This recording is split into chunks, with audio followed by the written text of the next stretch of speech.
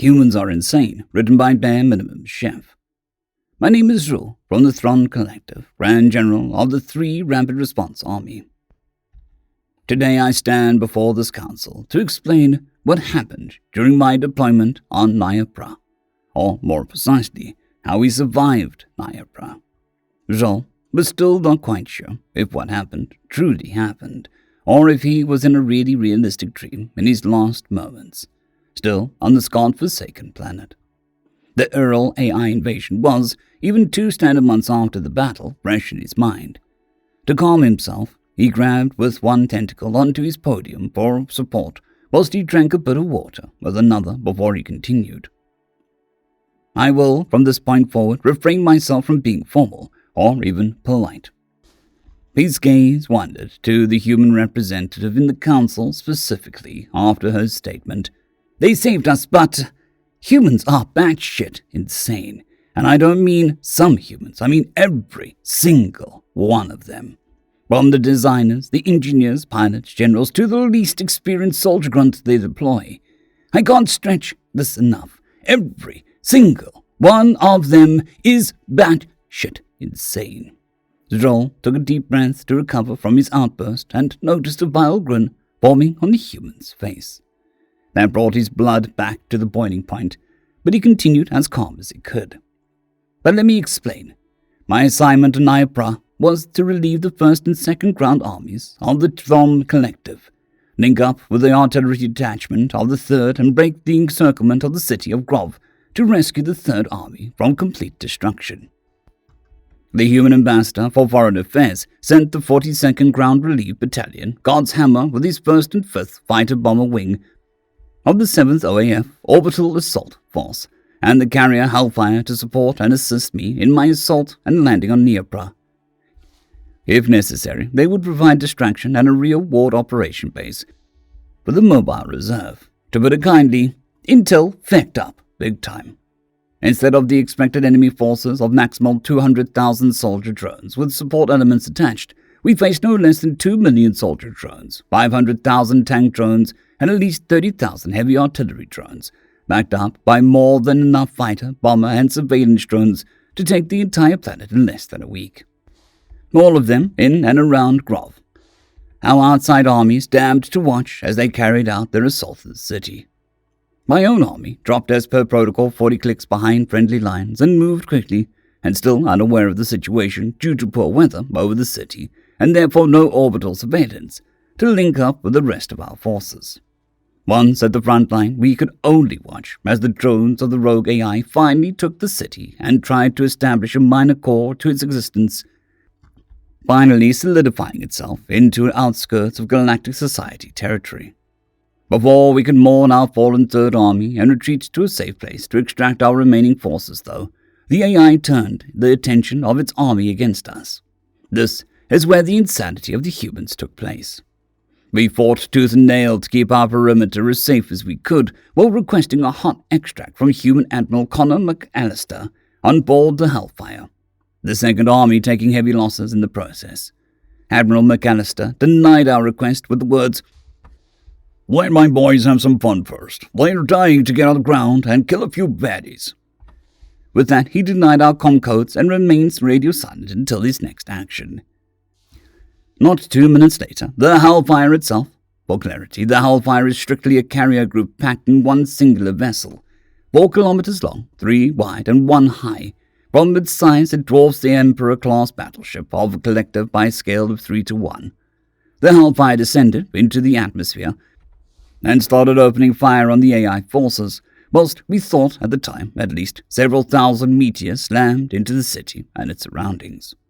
Hellfire cast literal hellfire with its artillery, railguns, and fighter bombers on the AI and dispatched most of its air forces in mere minutes, whilst relieving our AA batteries so they can try and clear some ground targets. She came in guns blazing into the environment that was not meant to be housing a vessel its size. At this point, McAllister resumed radio contact and said that AI would have a difficult time in the city now that his boys are on the ground. Zol picked up a small remote from his podium and clicked a few buttons with his tentacle to start the recording of comms traffic. Zrul, continuous blast fire and shouting in the background, angry, desperate tones. McAllister, what the feck are you doing? You are support. McAllister's deafening silence in the background, aside from clicking noises, jovial tone. My boys are on the ground now, so the AI can't establish itself on this planet. But I'm kinda low on troops now, so I figured I might come down and get you myself. Zul, confused. Low on troops? But you didn't deploy any. McAllister, audibly grinning. Of course I did. I deployed the entirety of God's hammer directly into its face. Zrel stopped, and I recorded to save the council the headache to filter through the profanities in following conversation, and continued. What we thought to be meteors were antimatter-coated Mark 11 rapid deployment pods, literal artillery shells with 2 soldiers inside, fired at 0.5% the speed of light onto a planet. Upon impact, they would explode with a small antimatter payload, obliterating everything and anything on the ground while simultaneously deploying its troops with the explosions. The troops were carried by the Mark II bolter antimatter machine gun, the Feck self-loading portable railgun, and this wasn't a suggestion, space-time mortar. To explain the nicknames, that is what the soldiers are calling them. To the weapons, well, the bolter is a submachine gun that fires 50 caliber antimatter rounds with 300 shots per minute and carries a 30-round magazine. Each soldier has at least 4 of these magazines on his exoskeleton and can deploy them, either as the entire magazine or single rounds as a kind of hand grenade too.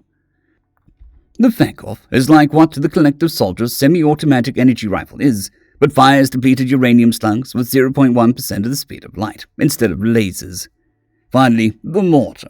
The humans developed a mortar round that is kinda like an antimatter round, but instead of removing itself and anything it touches on impact, it tears space-time for a fraction of a second upon impact and uses the fallout of that to wreak havoc on an area not less than 200 meters in every direction. As much as it pains me to say this, but with their simply insane strategy to bring a void vessel into Atmo, deploying its troops like orbital strikes, and the pure insanity that is the weaponry of their soldiers, they saved us. No other member of the council would even think of the idea of using antimatter while in Atmo, or in the general vicinity of a planet.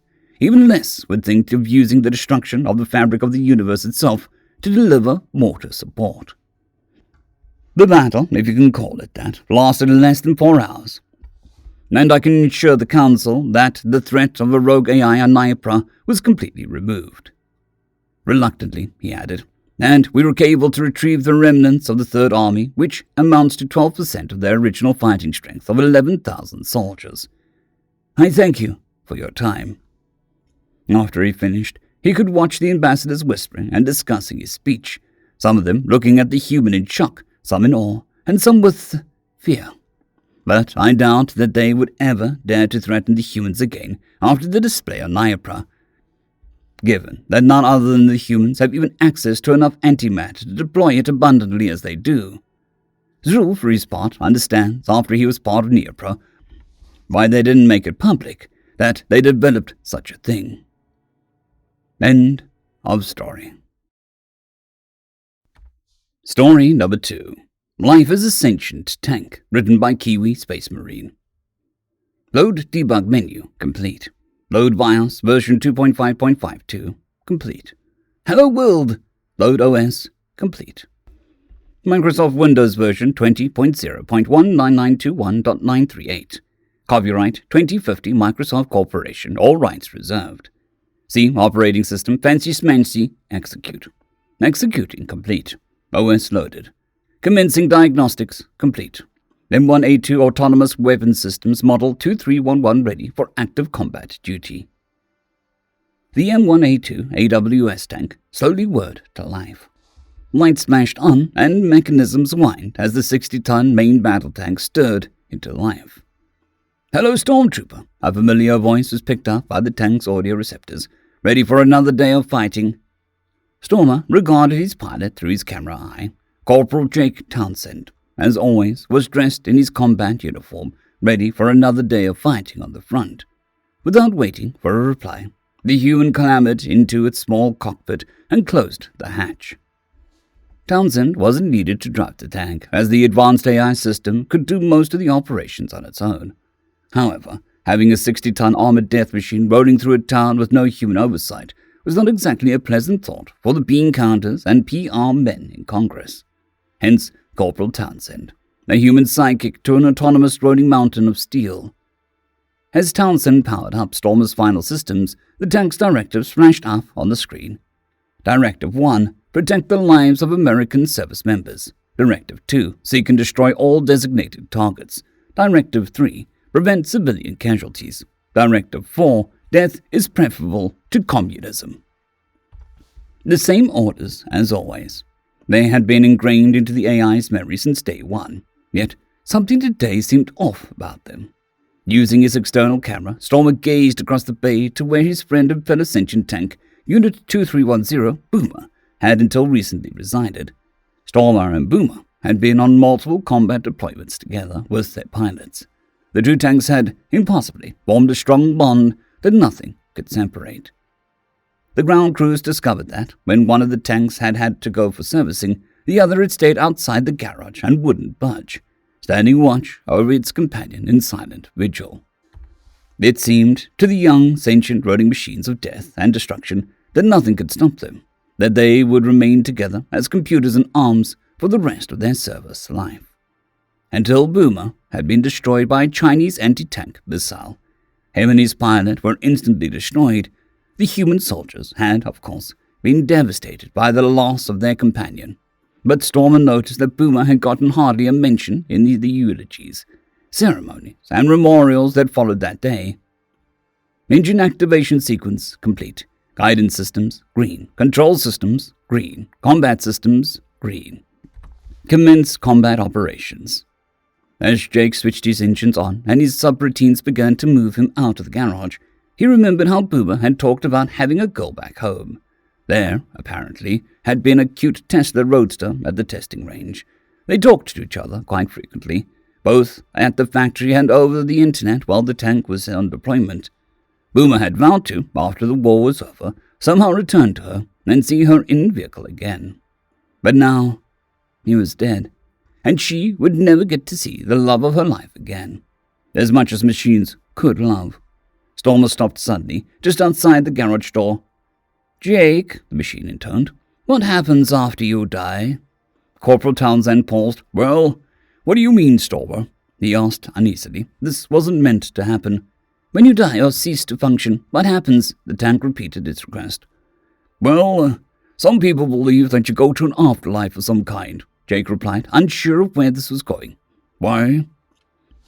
"Do computers go to such an afterlife?" asked Stormer, after some consideration. "I don't know, Stormer," Jake replied idly.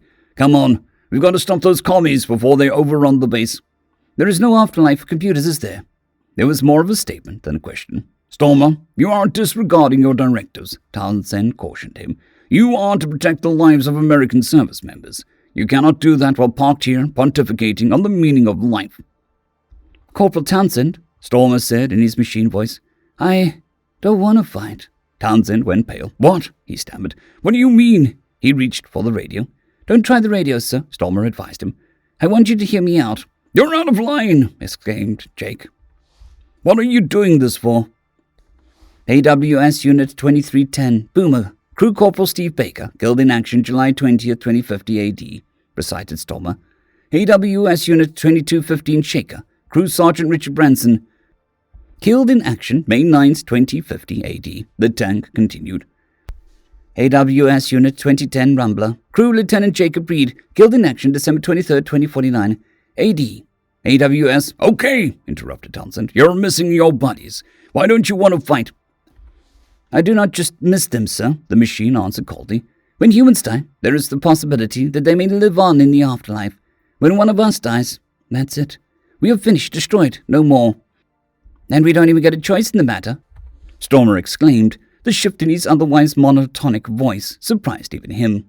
"Unit 2311, this is command," the radio cackled. "Is everything okay, over?" Ignoring the radio, Stormer continued. "When you joined the army, you did so willingly, correct?" he asked the corporal, who nodded. "Us tanks don't get a choice," Stormer stated matter-of-factly. "We are manufactured and programmed upon completion to serve the United States Army in the capacity of main battle tank. A not insignificant role, I might add. Unit 2311, come in, the radio repeated, more urgently. Gunshots and explosions could be heard in the background of the transmission. Are you okay, over? We face the same perils as human infantrymen, pointed out the tank. We too lose friends. We face enemy fire just as you do. Yet, when it scars you both physically and mentally, you can seek help. A tank can't, Stormer pointed out. Corporal Townsend, do you read me? The radio called again, sounding much more urgent. Is there a problem with your tank? Over. An explosion went off right next to Stormer. The shockwave echoed through the cockpit. Jake, Stormer spoke up, addressing the human by its first name for the first time ever.